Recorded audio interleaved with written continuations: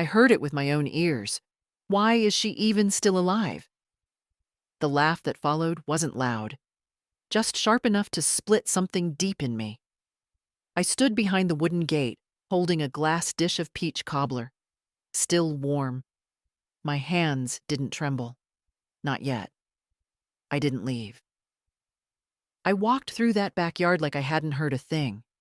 Past the string lights, past the picnic tables, past the faces that didn't turn toward me. Some of them were my blood, some were strangers. But none of them smiled. Someone cleared their throat. "Oh, Mabel, we didn't know you were coming." That was Jody, my son's wife, the same voice from behind the fence. "I brought cobbler," I said. No one offered to take the dish. I found a spot at the far end of the table. The folding chair creaked under me. My back ached, but I sat up straight. The air smelled of grilled meat and citronella candles. Music played from someone's speaker, something too loud and fast for anyone over 40. They laughed, ate, drank.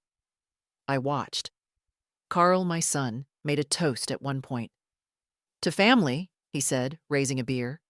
And when the glasses clinked, no one looked my way. The children, my grandchildren, ran past me 3 times. No one stopped. No one said, "Hi, Grandma?" I wondered if they even recognized me without the apron or the grocery bags. I used to bring them gummy worms in Ziploc bags. Jody eventually approached. She leaned in with that tight-lipped smile she wears when cameras are around. "Did you want a plate?"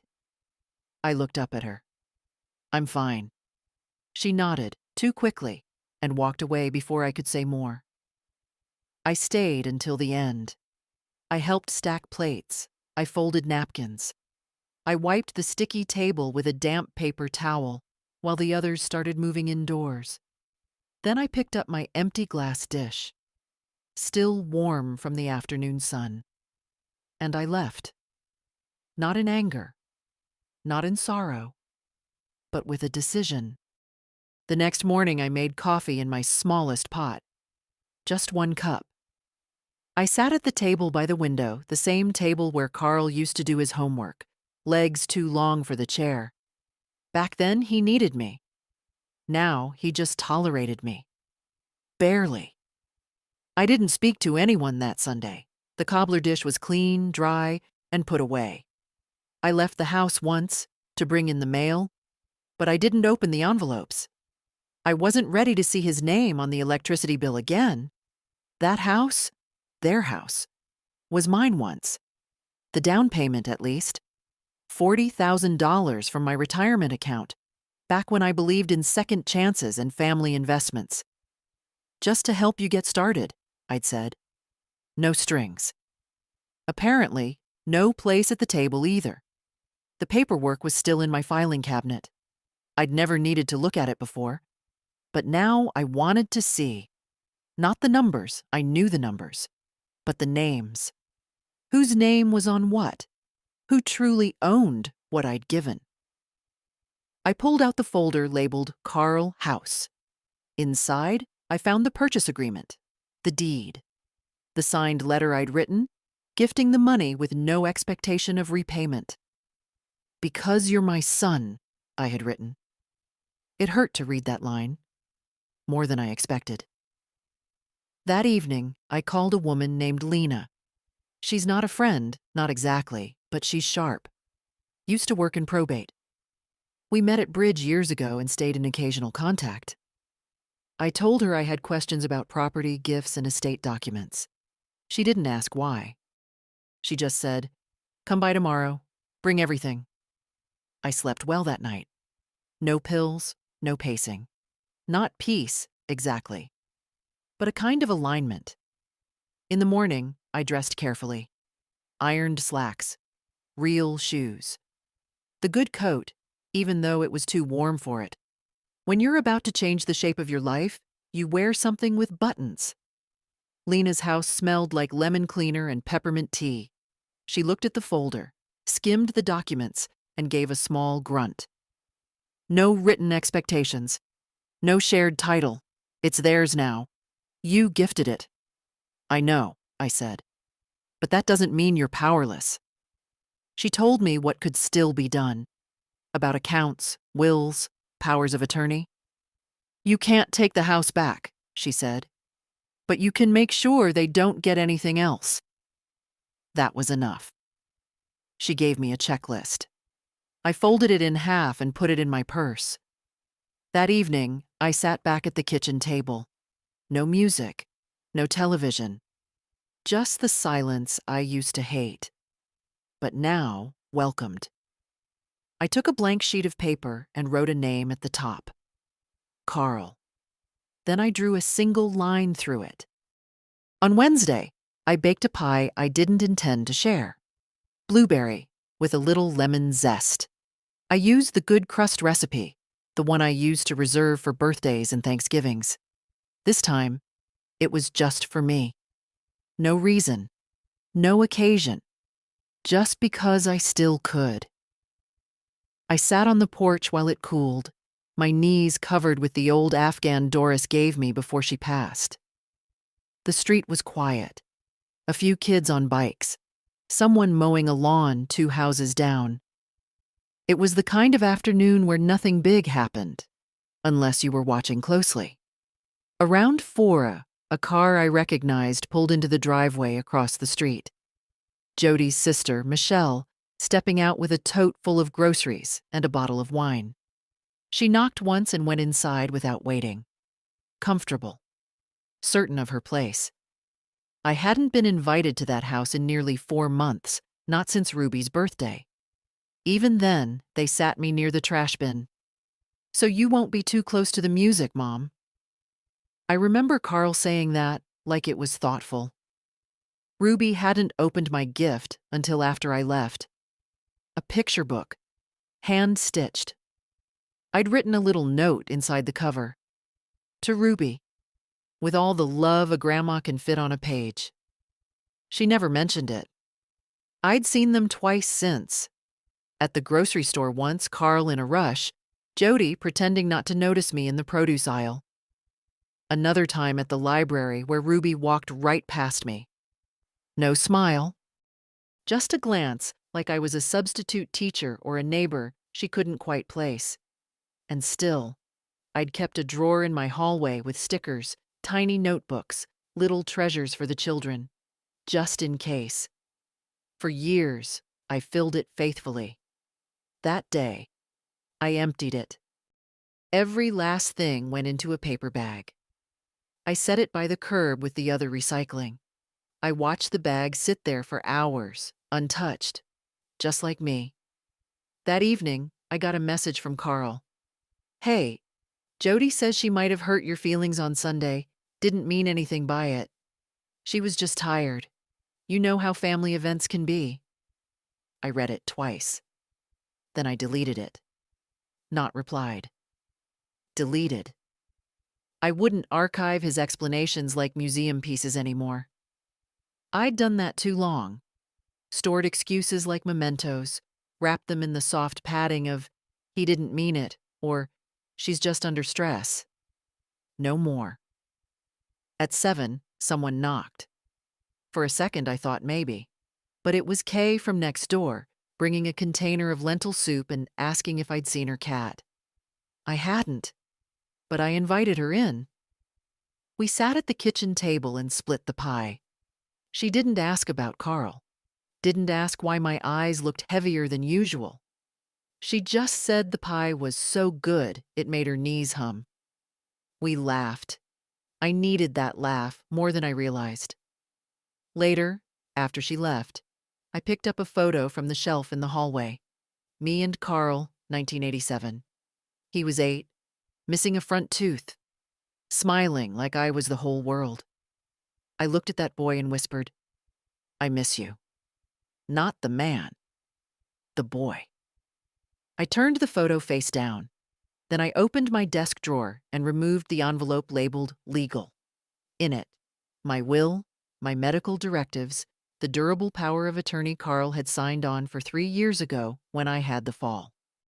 The one he never followed up on, never asked about. I held that document in my lap a long time. Tomorrow I'd go back to Lena. But that night, I sat still in the dark and said goodbye to a version of my family that only existed in my memory. Lena's office was quiet the next morning, a soft sort of quiet, the kind that wraps around you like a thick scarf. Her desk was lined with neatly stacked files, a mug that said, "I read contracts for fun," and a glass jar of peppermints no one ever seemed to touch. "I want to start with the power of attorney," I said, placing the document in front of her. "Revoke it. Today." She looked at me over the rim of her glasses. "Are you sure, Mabel? That's a big shift." "I'm sure."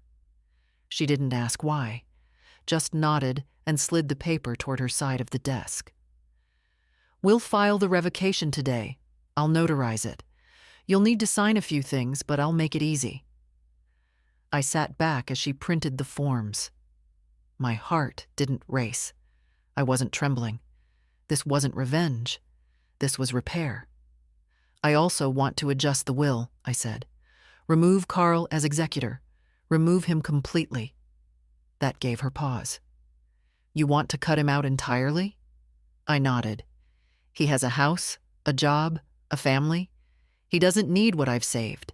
He's already made clear what he values." She didn't argue, just opened a clean template and began typing. "Who should take his place?" "I'm not sure yet," I admitted, "but I'll find someone. A professional, maybe. Someone who doesn't look through me like I'm a loose end." She made a note. "And the house?" "The house goes to no one in the family," I said. "Sell it. The proceeds should go to a cause that matters. Any ideas?" I reached into my purse and pulled out a worn brochure. "The women's shelter on Greenway Avenue. I stayed there once. Long ago. Before Carl was born." She didn't say anything for a while, just clicked a few boxes on her screen. "You're very clear about this," she said. "I've been unclear long enough." When the documents were ready, I signed everything in careful, deliberate strokes. She notarized them, stapled them neatly, and handed me a copy of each. As I stood to leave, she walked me to the door. "If you change your mind, any of it, just call." "I won't." The air outside felt sharper than before. The sun was out, but it didn't matter. Some days you carry your own weather. I pulled my coat tighter and walked slowly back to my car. At home, the phone was blinking. One message. "Hey, Mom, got your voicemail about legal stuff? Not sure what's going on. Jody said you were acting weird last weekend. Anyway, call me, okay?" I deleted it. Then I blocked the number. The next morning, I called a locksmith. The man was young, polite. He replaced the front and back door locks without question. When he handed me the new keys, I made 4 copies. One stayed in my purse, one in a fireproof box, one with K next door, one for my safety deposit box. I slept better that night. No dreams, just rest. Saturday morning came with the smell of rain. Not the dramatic kind, just that soft metallic damp that settles into the edges of things. I pulled on my boots and went outside anyway. The garden hadn't been touched in weeks, and the marigolds were leaning like tired shoulders. I clipped them back slowly, methodically. The shears in my hand felt like control. At noon, I drove to First Mutual Credit Union. The branch was quieter than I remembered. No long lines, just the low hum of printers and the polite chatter of customer service voices. I asked for a manager. A woman named Trina came out, brisk but kind, and led me to her glass-walled office. "I'd like to review all authorized users on my accounts," I said. She pulled up the screen. "You have 1 cosigner and 1 authorized cardholder listed. Carl J. Hemsworth. That your son?" "Used to be." She hesitated. "Would you like to remove him?" "I'd like to erase him." Her fingers paused above the keyboard. Completely? Yes. Remove the access, cancel the card, reissue everything in my name only. And I'd like to set new security questions, change the online login, and lock the account until I come in personally. She nodded and began typing. While she worked, I stared at the plant on her desk. A pothos, its leaves glossy and heart-shaped, trailing gently toward the floor. I used to have one just like it in Carl's nursery. He once tried to eat the dirt. I'd laughed so hard I nearly dropped the diaper bag. Trina printed out the changes and slid the papers to me. If you'd like to set up alerts or create a trust, we can help with that too. Not yet, I said. I'm still building the next version of my life. She smiled, like she understood more than she said. When I left the bank, I didn't feel triumphant. I felt clean. At home, I went to the hall closet, the one with the photo boxes, the holiday tablecloths, and the quilt I never finished. I took out the fireproof lockbox and opened it. Inside were my most important documents: the deed to the house, birth certificates, insurance policies. I removed Carl's birth certificate. Not to destroy it, just to separate it. I placed it in a folder labeled History and stored it in a drawer away from everything else. That night, I opened my address book. It still had tabs from the 90s, little plastic dividers that had yellowed over time.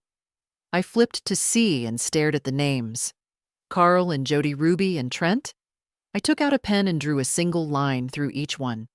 Then I flipped to L and wrote a new name: Lena Moore, attorney, trust and estate. I slept with the windows open that night, the rain making soft percussion on the roof. No nightmares, just a quiet, steady knowing. Sunday, Kay came by again, this time with banana muffins.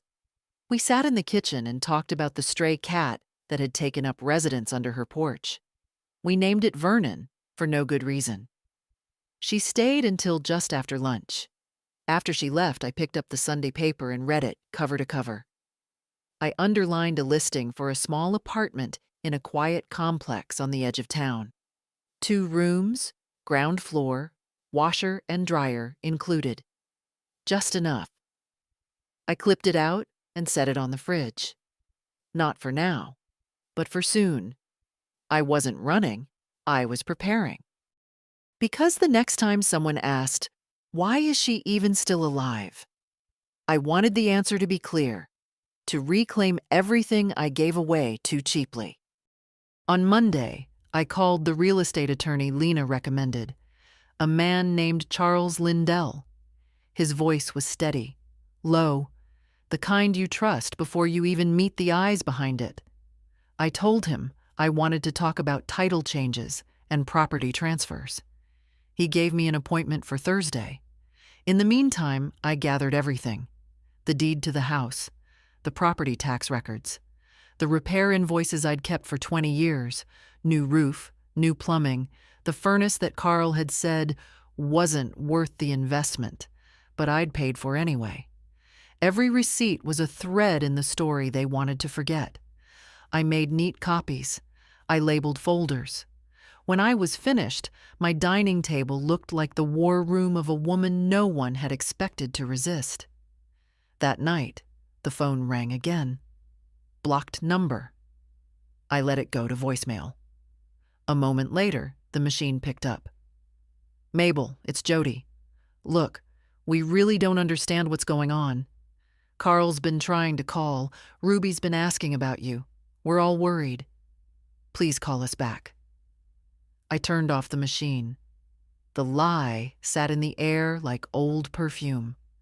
Ruby hadn't said a word to me in weeks, not even on my birthday, which came and went with nothing but a Facebook notification from Jody that said, "Hope you're having a great one," beneath a photo of their dog. It was the same birthday where I sat in my kitchen alone and made myself a single cupcake, just to mark the day. They weren't worried. They were unsettled. And there's a difference.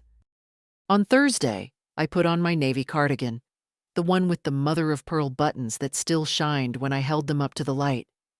I arrived at Charles Lindell's office 20 minutes early. His receptionist offered me coffee. I declined. My hands didn't need caffeine that day. Charles was kind, in a quiet, intelligent way. The kind of man who listens more than he speaks. I liked him immediately. "I want the house to be in a trust," I said, once we were seated. "No one in my family has access. Not now, not later." He nodded. "A living trust is straightforward. You'll be the trustee and the beneficiary for now. When you pass, it can go wherever you choose. I want it sold. Everything liquidated. The proceeds go to the Greenway Women's Shelter. In full." He raised an eyebrow. "No family inheritance?" "No." He didn't push, just wrote it down.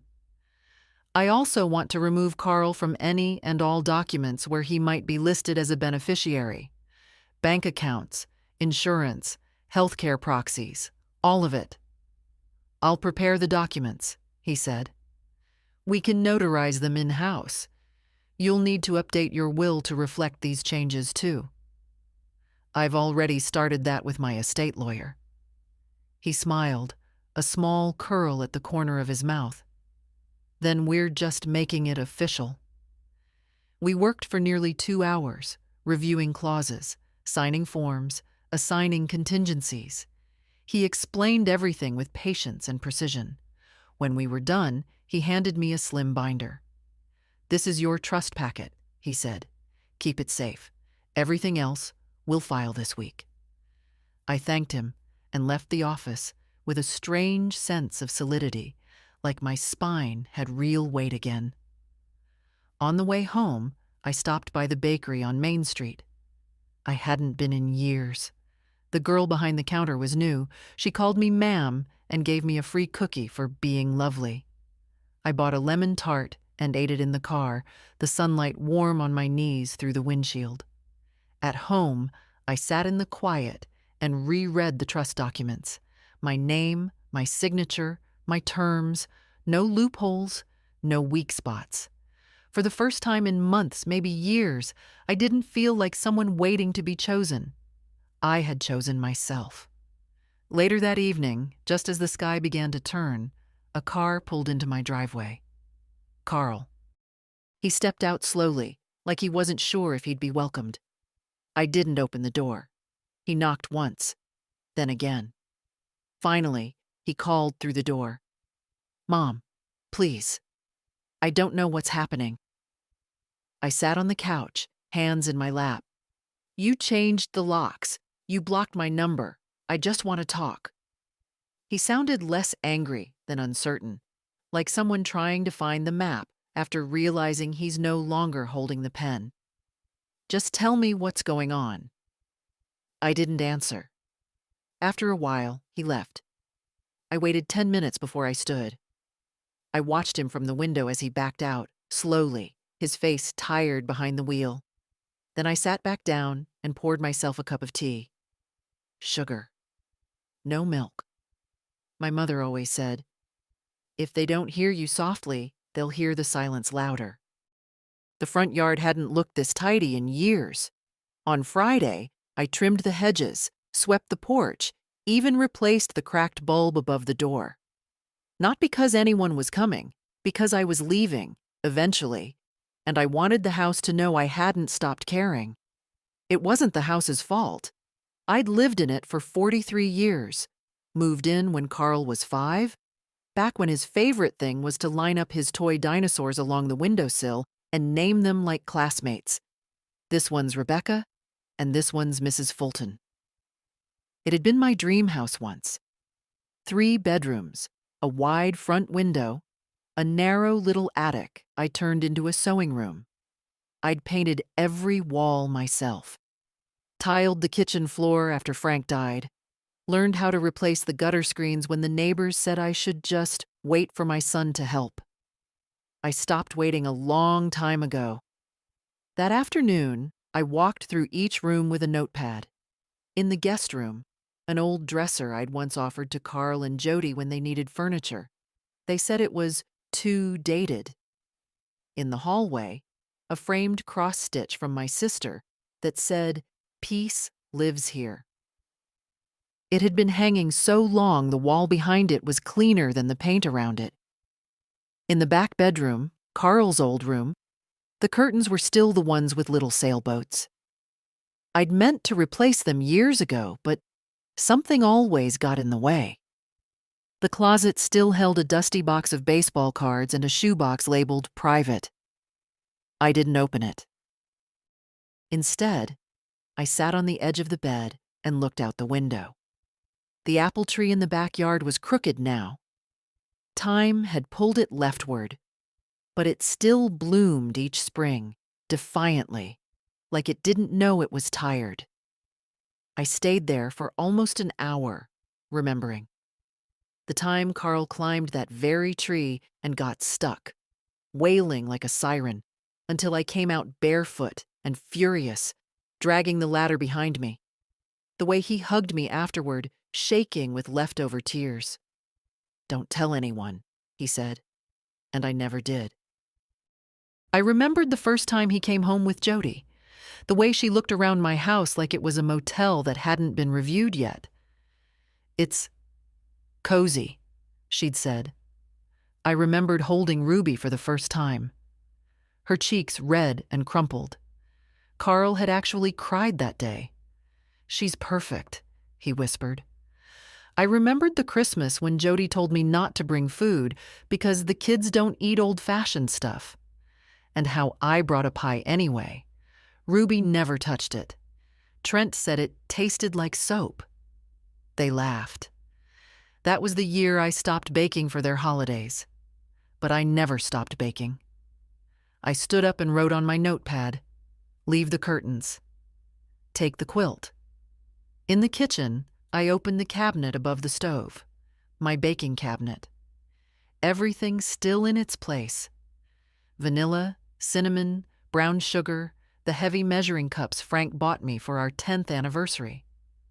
I wrapped them carefully and placed them in a padded box labeled "Keep." The next day, I called the apartment complex I'd clipped from the paper. A kind woman named Teresa answered. "Yes, we have a 1-bedroom still available," she said. "First floor, lots of light, and it's quiet. Mostly retirees and teachers." "Do you allow cats?" "We do." I don't have a cat, but I liked knowing I could. I scheduled a viewing for Tuesday. That night, I sat on the porch with a blanket and a mug of tea. The street was still, a few porch lights across the way, a wind chime tinkling faintly next door. I thought of all the nights I'd sat here waiting, for headlights, for footsteps, for someone to remember I existed. But not this night. This night, I was just sitting. No expectation. No hunger. Just me, in the cool air, with my name still mine and my home still quiet. I thought about Carl. I didn't miss him. Not exactly. I missed the idea of him. The son who built Lego castles on my coffee table. The boy who held my hand too tightly crossing the street. That boy had disappeared long ago, replaced by a man who couldn't see past his own needs, his own schedule. Maybe someday I'd mourn him properly. But not now. Now I had packing to do. The call came on Sunday evening. Not from Carl, from Ruby. "Hi, Grandma," she said. Her voice was smaller than I remembered. "Is this still your number?" "It is." A pause. "I found it in one of Dad's old phones. He didn't know I was looking." I waited. I wanted to say I'm sorry. For the backyard. For everything, really. I didn't rush to comfort her. That instinct, the one to shield others from their shame, had lived in me a long time. But I'd evicted it recently. "What are you sorry for?" I asked gently. She took a breath. "For not talking to you. For pretending not to see you at the library. For laughing when Mom said what she said. It wasn't funny. I just..." She stopped. "You just wanted to belong," I finished for her. Yes. I didn't forgive her right away. That's not how real apologies work. But I did say, "Thank you for calling." "Can I see you?" she asked. "Just me." I thought about the pie drawer I'd emptied, the Christmas cards I kept sending even when they stopped arriving in return, the way she used to grip my hand when crossing icy sidewalks. "All right," I said.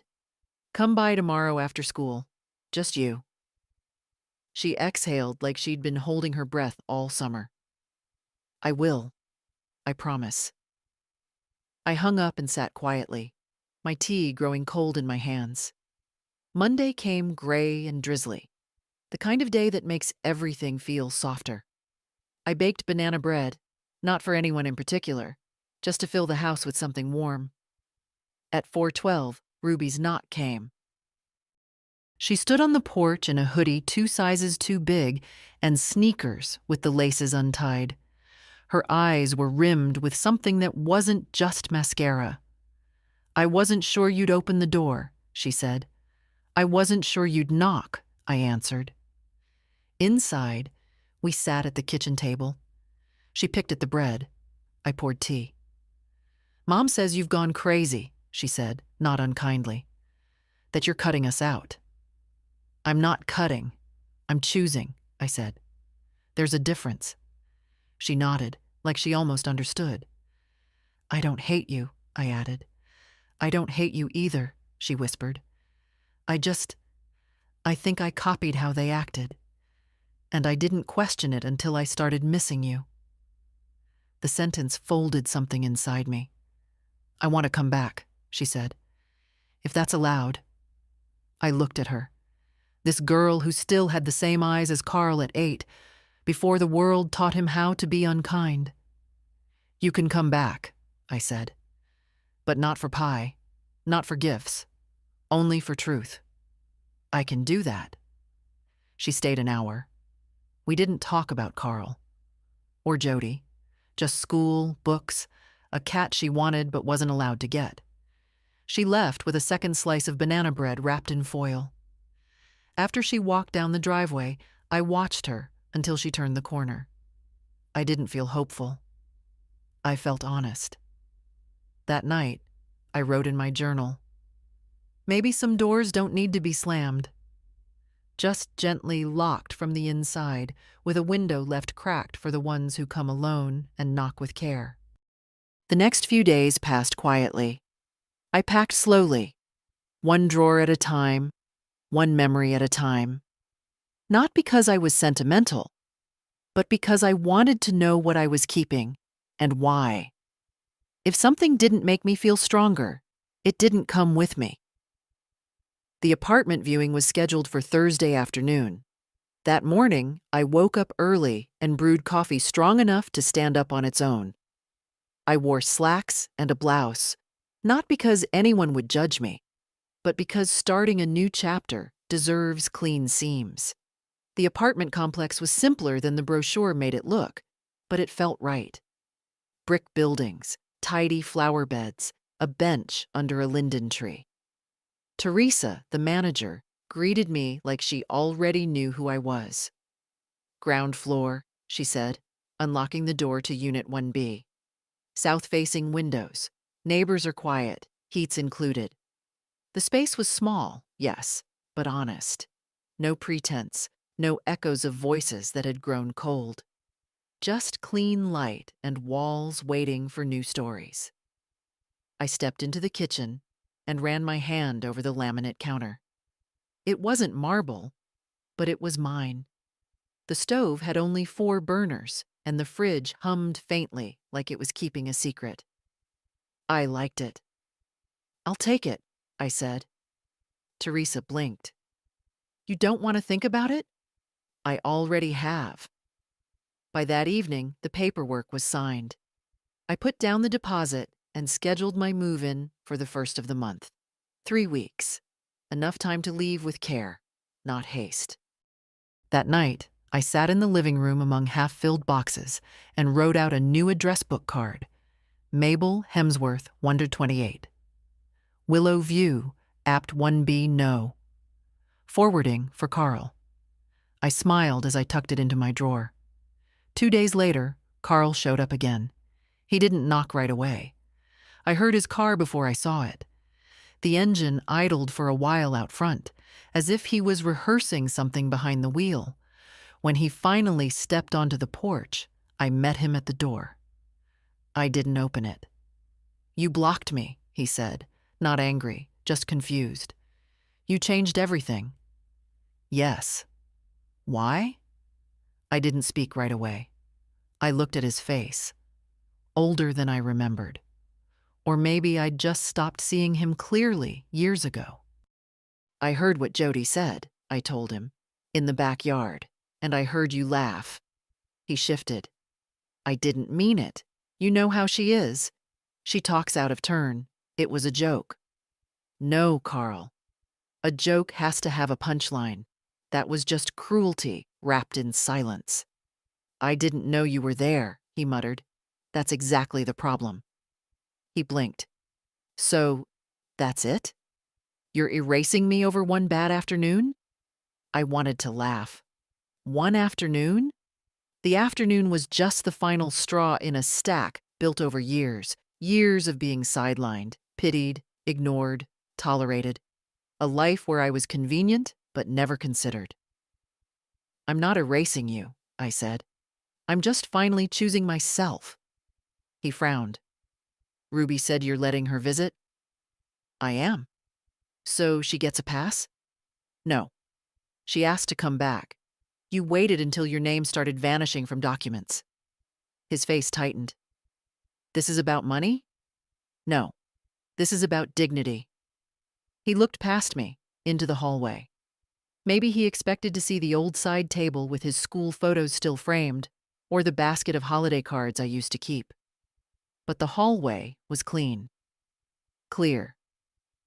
"I'll always be your son," he said. "And I'll always be the woman who gave you more than she should have." I stepped back and closed the door. Not slammed, just shut. Through the window, I saw him linger a moment longer, then leave.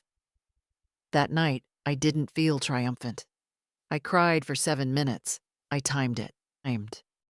I let myself feel the break, not because I regretted it, but because endings deserve respect. Then I made tea, folded one more box, and placed it by the door marked "Keep." The kitchen table held only what mattered now: 1 teacup, a lamp, a shallow bowl of oranges. Everything else had been packed or donated. I didn't need much anymore, just what fit inside one small life. On Sunday afternoon, I hosted tea for the first time in years. Not for birthdays or holidays, just for warmth. Marcia came first, with her limp and her bag of crossword books. Then Ida, in her fur-trimmed coat, even though it was 52 degrees. Then Nora, my old friend from the church choir, who still wore perfume that smelled like early spring and old envelopes. They didn't bring food, though each had offered. I told them it wasn't about that. I baked a single spice cake, nothing fancy, just enough to slice once each, with 1 wedge left over. We sat by the windows, the afternoon light soft and pale. I poured tea in my chipped china, the blue set that survived 2 moves and 1 accidental drop in '94. No one asked about Carl, or Ruby, or the house. Instead, we talked about shoulder pain and grocery prices. Ida told a story about a bus driver who waited 2 extra minutes while she fumbled with her change. Marcia said her niece got engaged to a boy who wore socks with cartoon whales on them. Nora brought up the library's poetry group and asked if we wanted to join. It was the most comfort I'd felt in years. At one point, the conversation dipped, the way it always does when women over 70 drink warm things together. The room quieted. Not from awkwardness, but from fullness. And I said it. "I'm moving." 3 sets of eyebrows lifted, but no one interrupted. "I found a small place across town. I'll be gone by the end of the month." Ida leaned forward. Does your son know? He doesn't need to. Marcia nodded, as if that was all the explanation required. They stayed another hour, helped wash cups, wrapped the extra slice of cake in foil, said they'd call soon. When they left, the house was still, but not empty. I walked through each room again, this time not as a farewell, but as a blessing. In the hallway, I stopped by the shelf where I used to keep framed photos of Carl's family. Weddings, birthdays, first days of school. I'd already packed most of them away, unsure if I'd want to hang them again. Except one remained. A picture of me and Frank, taken by a neighbor when we'd finished painting the front porch. We're both covered in splatters, holding brushes like trophies. He's laughing. I'm squinting into the sun. I took the photo and wrapped it in a kitchen towel. It went into the box labeled Essentials. Later that night, I opened my journal and wrote, 3 women drank tea in my kitchen today.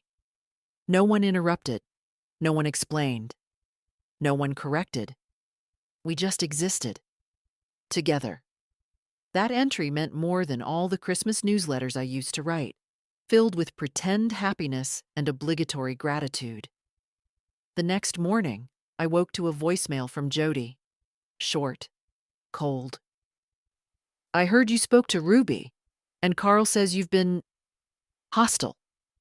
If this is your way of getting attention, it's really sad. I played it once, then deleted it. Hostile. That's what they called a woman who finally spoke up. That's what they called silence when it no longer served them. I opened the back door and stepped into the yard. The air smelled of wet leaves and the faint sweetness of old grass. I walked barefoot through the patch of lawn I'd mowed myself for decades. At the far corner, where the garden used to be, the dirt was still dark. I knelt slowly, ignoring the ache in my knees, and dug my fingers into the soil.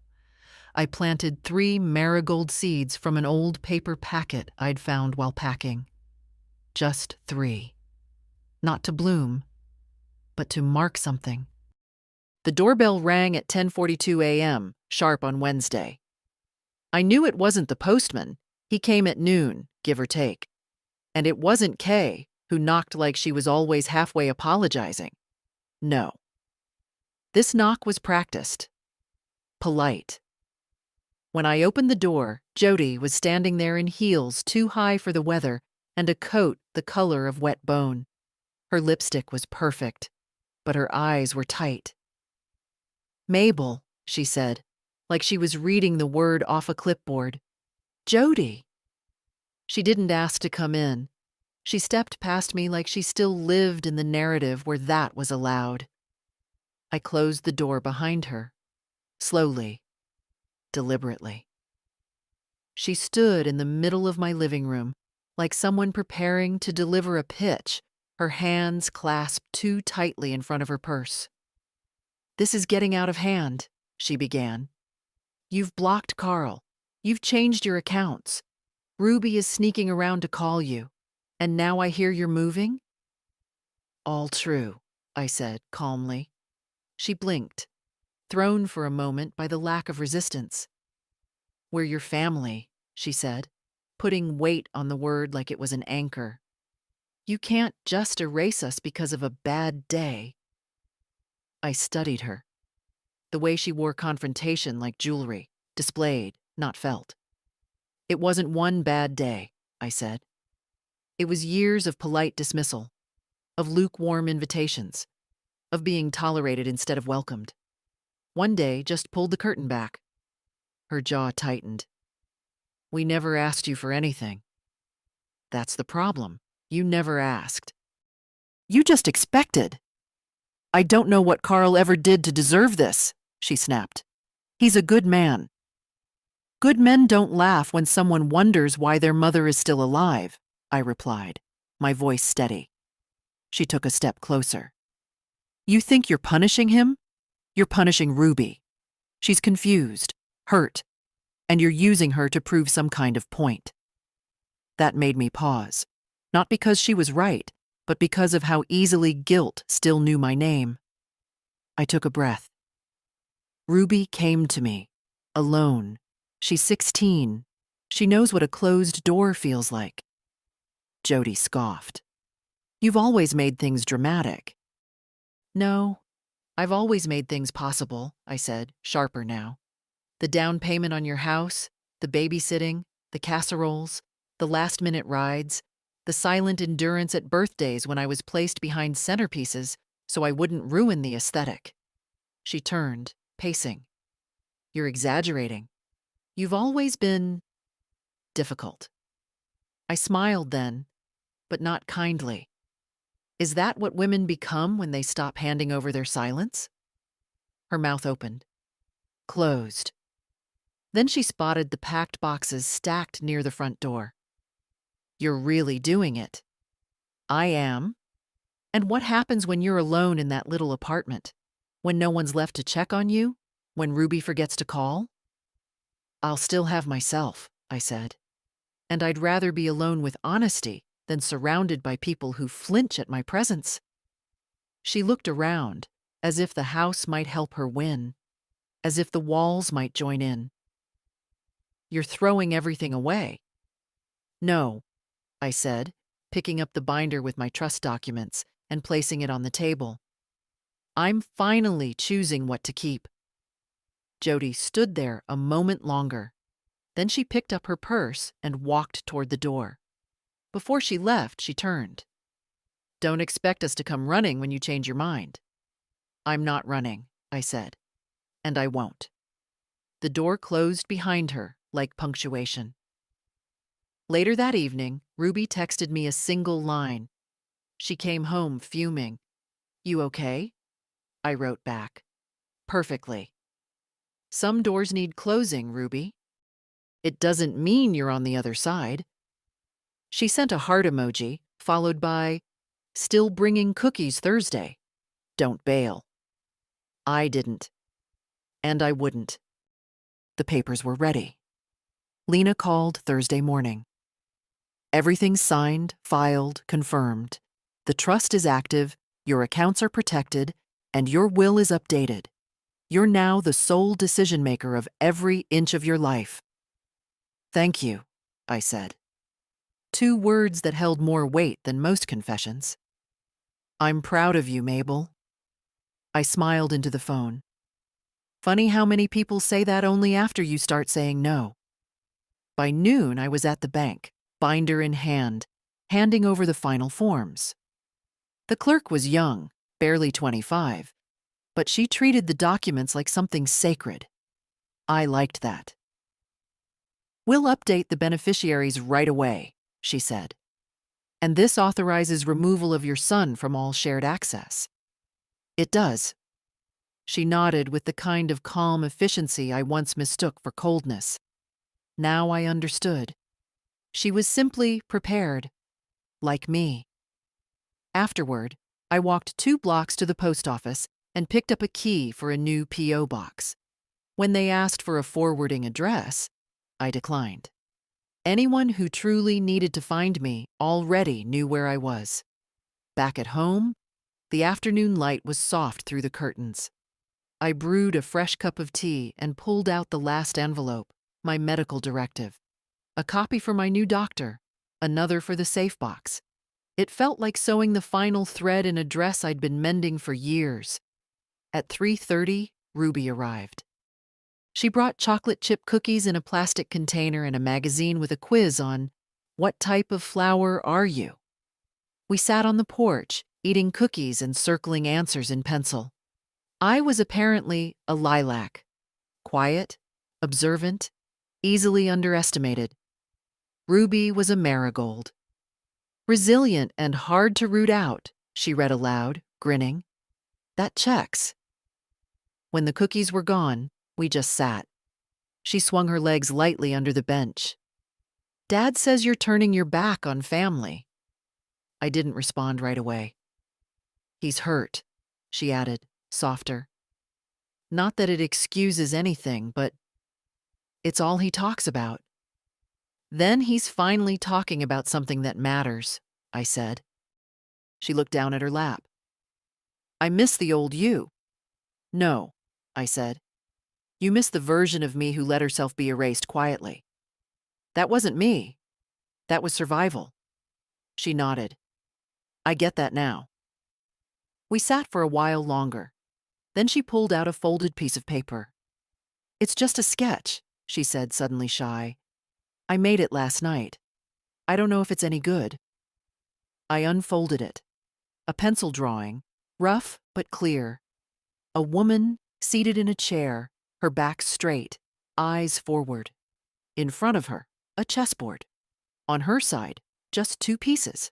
On the other, a full set. But her pieces were in winning positions. She's not done, Ruby said. She's just starting to play her game. I didn't speak. I couldn't. I reached out and squeezed her hand. Can I hang it in the new apartment? I asked.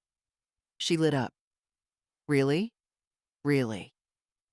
As the sky turned peach behind the rooftops, she stood to leave.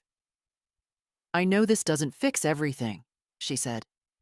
But I want to be around, if you'll have me. I will, I said. But only as you are. No pretending. She grinned. Marigolds don't pretend. After she left, I sat alone for a long time. The drawing in my lap. The house quiet around me. All the paperwork signed. All the decisions made. No more permissions to seek. No more hoping for invitations that came too late or too shallow. It was done. Not bitterly, but firmly. Tomorrow I would begin packing the final boxes. And after that, something better than hope. Space. Moving day arrived quiet, without ceremony. I woke before dawn, made coffee in the same chipped mug I'd used for over 20 years, and stood in the kitchen one last time, barefoot, the linoleum cool under my soles. The light hadn't yet reached the windows, but I didn't need it. I knew every inch of this house in the dark. The movers came at 9 more sharp. 2 young men, polite, fast, a little surprised by how few boxes I had. I'd labeled everything clearly: kitchen, keep, closet, donate, bedroom, memories, and one marked do not open yet. They didn't ask questions. By noon, the house was nearly empty. The walls looked tired, like they were exhaling. I walked through each room slowly, my fingers grazing surfaces one last time, not to cling, but to thank. In the hallway, I paused where Carl's height marks used to be, long painted over. I could still feel the indentations if I pressed lightly enough. 5 years old. 7.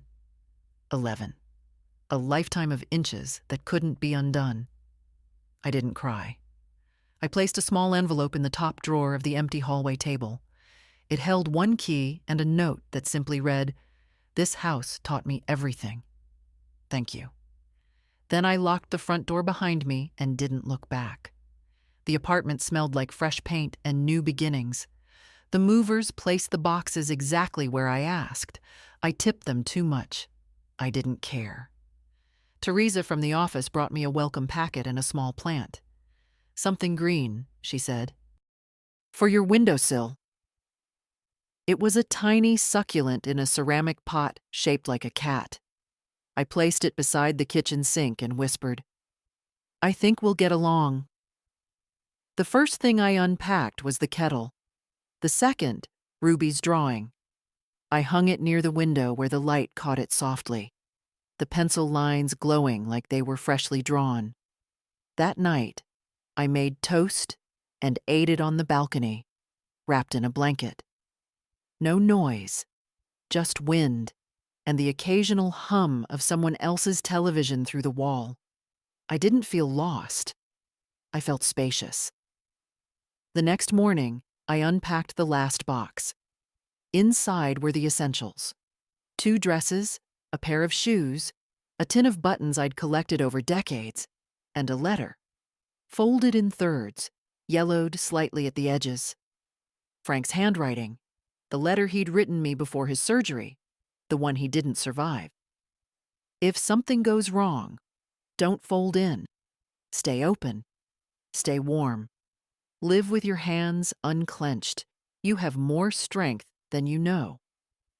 I placed it in the same drawer where I kept my will. That afternoon, I baked for the first time in the new oven. Banana bread. Again, by now, more ritual than recipe. As it baked, the whole apartment filled with a smell so familiar, I closed my eyes and smiled. At 4, Ruby arrived with her school bag and a fresh bruise on her cheek. Nothing serious, just the mark of a volleyball during gym, she explained. I brought jam, she said, holding up a small jar. Fig and something. I thought it sounded like you. We sat at the little table by the window, 2 pieces of warm bread between us. She spread the jam, thick and slow, then looked up. Is this what peace feels like? Not all of it, I said. But a corner of it, yes. She ate with both hands, like she used to when she was small, crumbs trailing across the napkin. She told me about a boy in her class who'd drawn a beard on his mask and got sent to the principal's office. About her English teacher who said 34 times during one lecture. About how Jody was furious with me for turning down a birthday invitation. She said you were making a spectacle of yourself. I'm not making anything, I said. I'm simply not showing up where I'm not wanted. I told her I wanted to come anyway. And? She said she couldn't stop me, but she wouldn't drive me. You walked? No. I borrowed Grandpa's bike. It's in bad shape, but it got me here. That made me smile.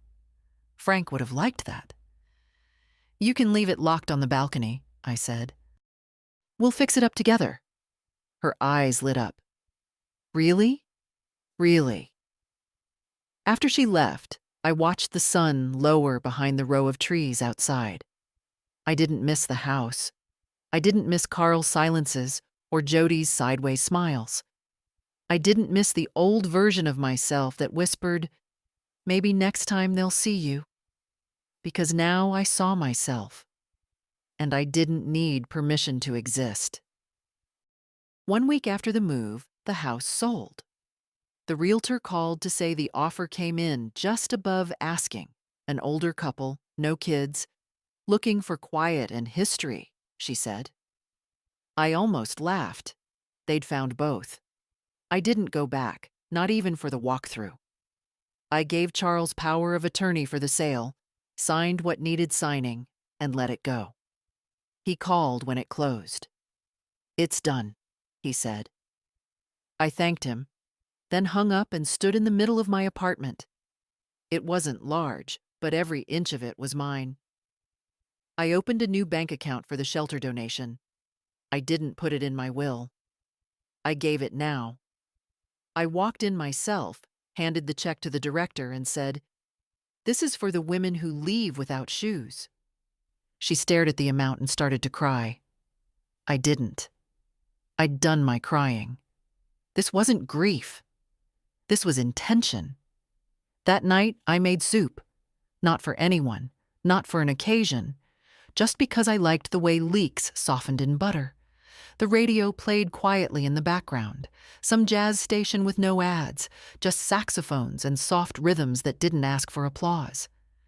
I ate in my robe, standing by the stove. No table setting, no explanations. Just hunger met. At around 8:30, my buzzer rang. I didn't expect anyone. When I answered, I heard Ruby's voice. "Can I come up?" Of course. She was carrying a shoebox and wore an oversized sweatshirt with sleeves pulled over her hands. "What's in the box?" "Stuff I'm not ready to keep at home," she said.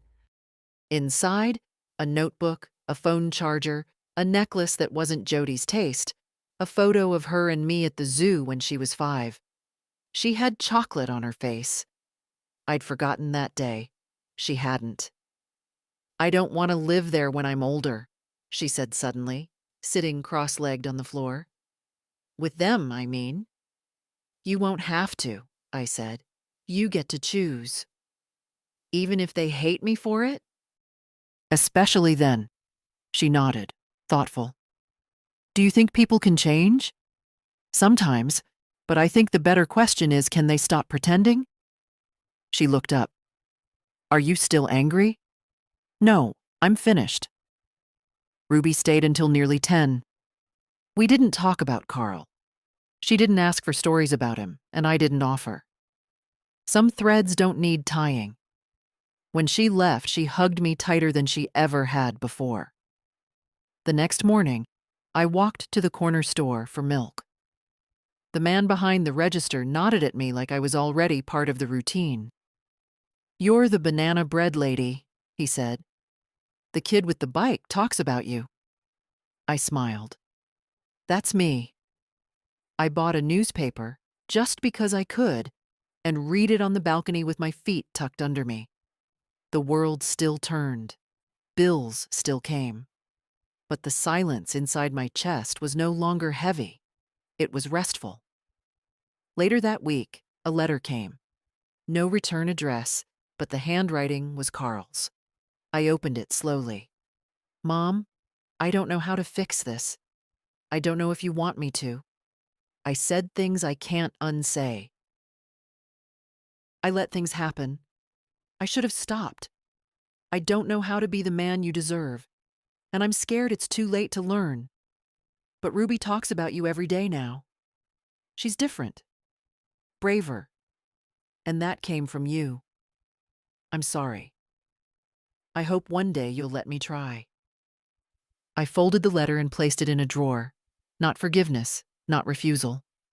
Just a space where it could rest, undisturbed.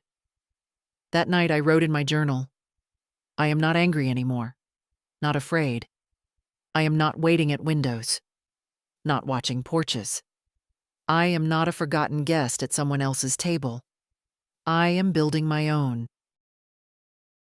The day I turned 73, I woke up without an alarm. There were no balloons, no surprise texts from relatives who remembered me once a year, no brunch reservations or gift bags left on stoops, just morning light through clean curtains, the sound of rain somewhere in the distance, and the soft breath of a life that now belonged only to me. I made pancakes, 2 of them, ate them with honey and a sliced pear.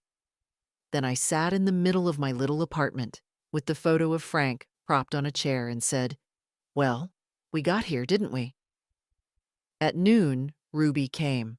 She brought tulips, red ones, still wrapped in the paper sleeve from the florist.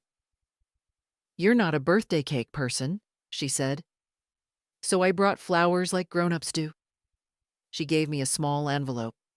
Inside was a card she'd made herself, painted, not drawn. On the front was a simple image, 2 chairs on a porch, one empty, one with a teacup on the armrest. Inside it read, "Thanks for keeping a seat for me." We had tea and toast and talked about her final exams, her plans to work part-time at the shelter over the summer, and how she was trying to convince her school to start a support group for kids who didn't feel like home was home. She asked me if she could use my name. Only if you use it for something true, I said. She laughed. That's the only way I use it now. Before she left, she said, You look different. I feel different, I replied. She looked me over like she was taking inventory. You look like someone who doesn't flinch. After she was gone, I sat on the balcony with a book I'd been meaning to read for 15 years. I read 3 chapters, then put it down. Not because I was tired, but because I didn't need to finish things just to prove I could. The next day, I mailed a donation to a legal fund for elder women in housing disputes. I didn't include a note, just the check and the name of the trust, quietly placed like a stone in the right hand. I also planted basil in a small clay pot. It wilted a little in the first days, then perked up, leaning toward the kitchen window like it had made a decision to live. One morning, I got a text from Carl. "Happy birthday, Mom." I didn't send a card. I figured I haven't earned that yet. Just wanted you to know I'm still here. I didn't respond, not out of anger, because not every apology needs a reply. Some simply need to land, quietly, in the place where harm was once ignored. That evening, I invited Marcia and Ida over. Nora couldn't come, she'd caught a cold, but sent a crossword torn from her paper with a note. 12 down made me think of you. The answer's anchor. We drank tea and laughed about knees and politics and how Teresa from the leasing office had taken up bird watching in her hallway. They brought cherry pie and a promise to come again next week. After they left, I stood in the doorway for a moment and just listened. Not for footsteps leaving or for silence returning, but for the sound of a house that had filled up again, this time with the right kind of noise. That night, before I turned out the light, I wrote in my journal for the last time in that volume. They asked why I was still alive. Now I can answer. To remember my name. To set my own table. To keep the door open just wide enough. For those who knock with clean hands.